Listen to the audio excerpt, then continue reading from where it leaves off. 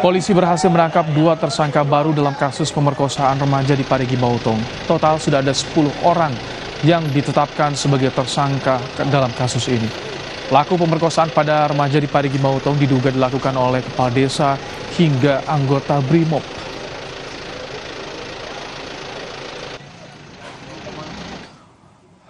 Komisi Perlindungan Anak Indonesia mendesak polisi mengusut tuntas kasus pemerkosaan anak oleh 10 orang di Parigi Bautong, Sulawesi Tengah.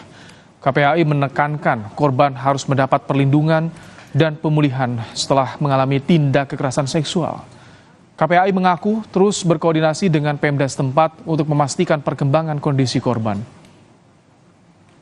Seksual pada anak adalah kejahatan paling tersembunyi karena TKP-nya hanya ada pelaku dan korban. Sedangkan syarat menjadi tersangka, kepolisian membutuhkan 2 alat bukti. Untuk itu, kesaksian korban yang sudah ada penting diberi akses keadilan, bagian dari pemulihan, restitusi. Karena kita tahu baru 5 orang yang ditahan dari 11 pelaku.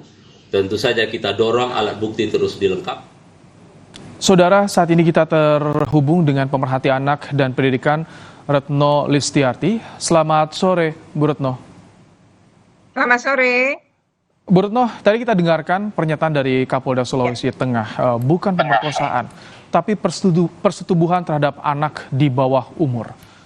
Yang Anda lihat dari perubahan diksi ini apa sebetulnya?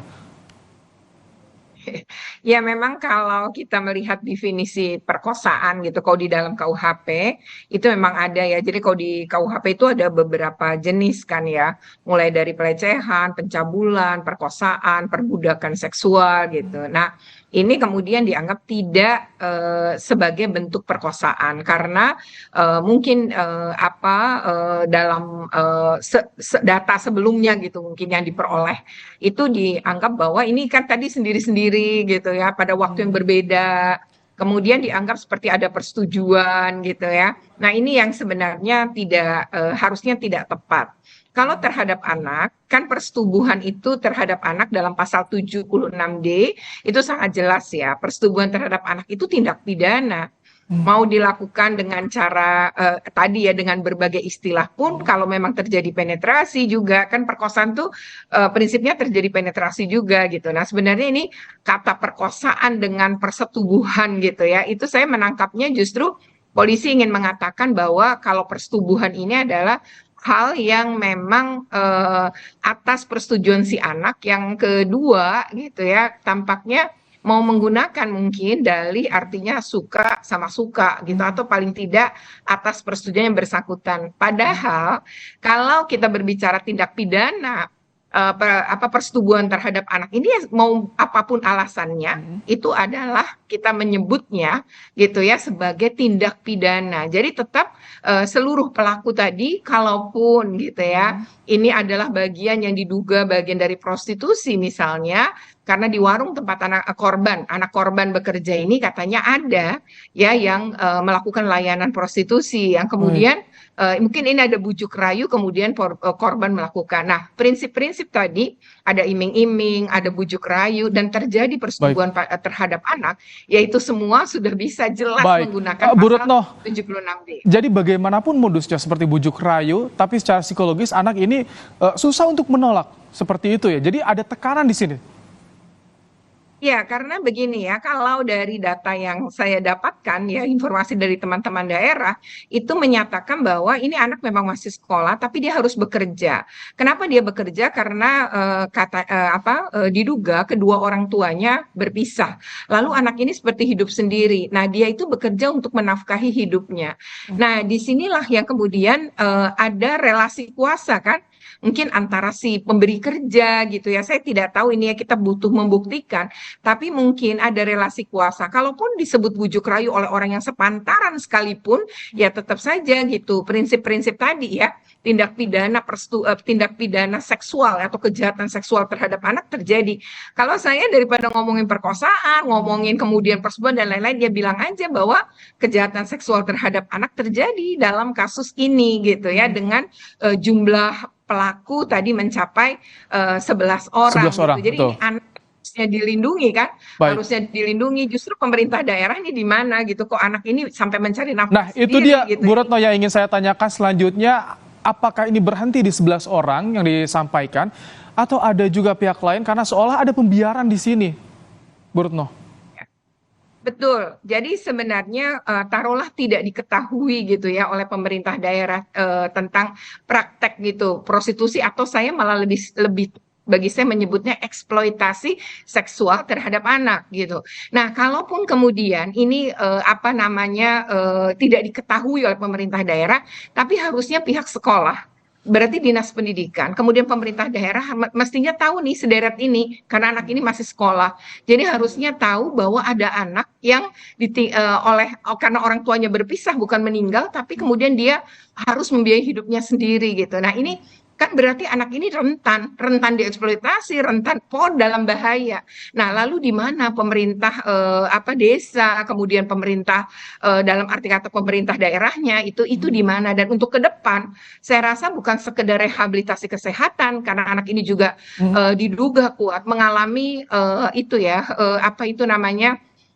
masalah pada alat reproduksinya. Nah, kalau kemudian itu, maka jangka panjang nih pengobatan. Kemudian yang kedua adalah pemulihan psikologinya, ya. Dan yang berikutnya lagi menurut saya adalah dia harus melanjutkan hidup, melanjutkan pendidikannya, melanjutkan hidupnya. Berarti bagaimana program-program pemerintah sampai ke dia? Misalnya program Indonesia Pintar ya, atau KIP-nya itu harus anak ini dapatkan. Kemudian PKH ya, program Keluarga Harapan, harusnya anak ini juga mendapatkan. Nah, ke depan saya rasa anak ini pun perlu dipikirkan bagaimana dia melanjutkan hidup. Tapi yang lebih penting karena dia masih usia 15 atau mau ke 16, menurut saya penting pengasuhan pengganti atau ke salah satu dari dua orang tuanya, siapa yang mau merawat dia, yang memastikan itu. Yang kedua, kalaupun tidak, maka ada pengasuhan pengganti 3 derajat keluarganya. Itu yang harusnya dilakukan sekarang oleh pemerintah daerah. Ini dengan kondisi korban seperti ini, perlu pendampingannya sampai kapan, sejauh mana, Bu Retno? Karena kan traumatik ini pasti sulit juga ya untuk dihilangkan, Bu Retno ya?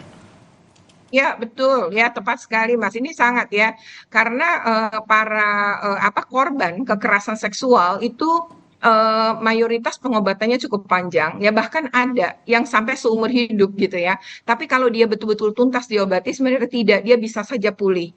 Nah, ya kemudian yang juga penting gitu ya kita perhatikan bersama adalah soal cara berpikir anak. Jadi kalau kemudian misalnya nih ya netizen menganggap loh kok jangka panjang berarti ada persetujuan mau, atau mungkin dia dieksploitasi, dia dapat uang dan lain-lain gitu. Menurut saya pertama kita harus percaya dulu pada korban. Ini korban, apapun alasannya, anak ini adalah korban. Kemudian yang berikutnya lagi, yang penting adalah ya bagaimana kemudian anak yang masih umur 15, kan cara berpikirnya, perkembangan otaknya, itu kan juga sedang tumbuh, di mana dia nggak ngerti resiko, dia nggak tahu. Jadi sebenarnya kalau anak ya kok mau diginiin, kok mau itu, ya karena tadi dia masih anak-anak, dia belum dewasa gitu. Jadi yang perlu kita bangun sekarang adalah membangun empati bersama. Yang salah adalah para pelaku. Baik. Anak ini ya tetap harus kita lindungi bersama. Terima kasih Bu Retno Listiarti, pemerhati anak, telah menyampaikan pandangannya soal kasus ini di Kompas Petang. Saudara, kasus pencabulan juga terjadi di Kabupaten Labuan Batu, Sumatera Utara. Seorang kepala sekolah mencabuli 9 siswanya dengan modus minta dipijat. Kepala sekolah pelaku pencabulan ini ditangkap di tempat persembunyiannya di Kabupaten Aceh Tamiang. Pelaku melakukan pencabulan terhadap siswanya selama 3 tahun terakhir, mulai tahun 2020 hingga 2023 di aula dan kantin sekolah.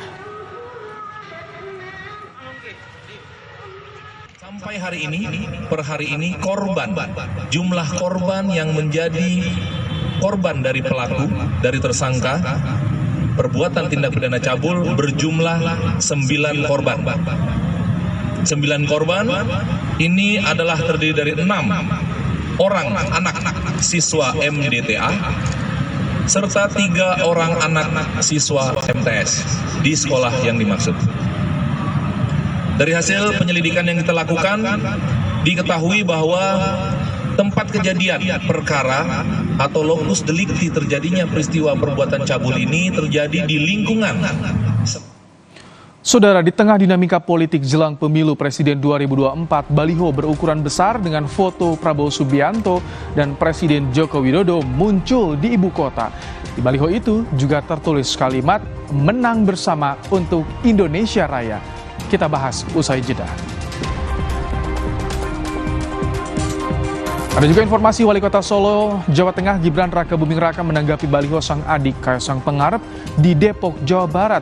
Gibran meyakini adiknya tak memasang baliho di kota Depok. Kata Gibran, memasang baliho sudah jadul.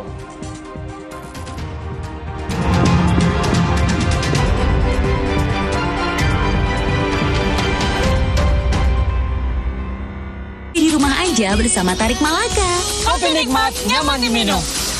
Kopi Luwak mendukung timnas mendunia di Uzbekistan.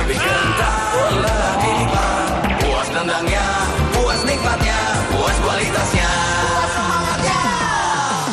Kemanisan, mantap. Ngopi di rumah aja bersama Tarik Malaka. Ngopi dulu yuk. Ini baru kopi tarik asli. Luwak Kopi. Kopi nikmat, nyaman diminum. Di tanganmu, botol plastik bekas bisa jadi baru lagi. Seperti tas, baju, hingga sepatu ini.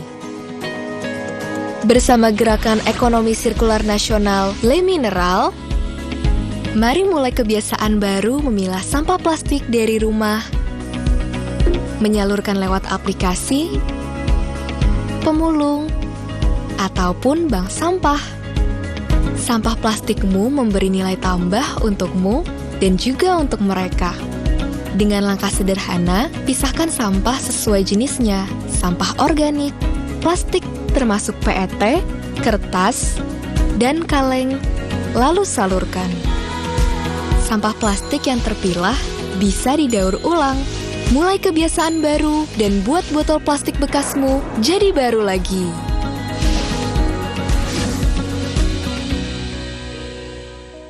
Klaim Denny Indrayana yang mengaku dapat informasi putusan Mahkamah Konstitusi menuai kontroversi. Pasalnya, MK dituding akan memutuskan sistem pemilu secara proporsional tertutup atau memilih partai saja. Jika benar, siapa yang membocorkan? Dan benarkah MK sudah membuat putusan? Simak pembahasannya dalam Satu Meja, The Forum. Benarkah pemilu tertutup lagi? Malam ini, pukul 8:30, live di Kompas TV. Ngopi di rumah aja bersama Tarik Malaka. Kopi nikmat, nyaman diminum.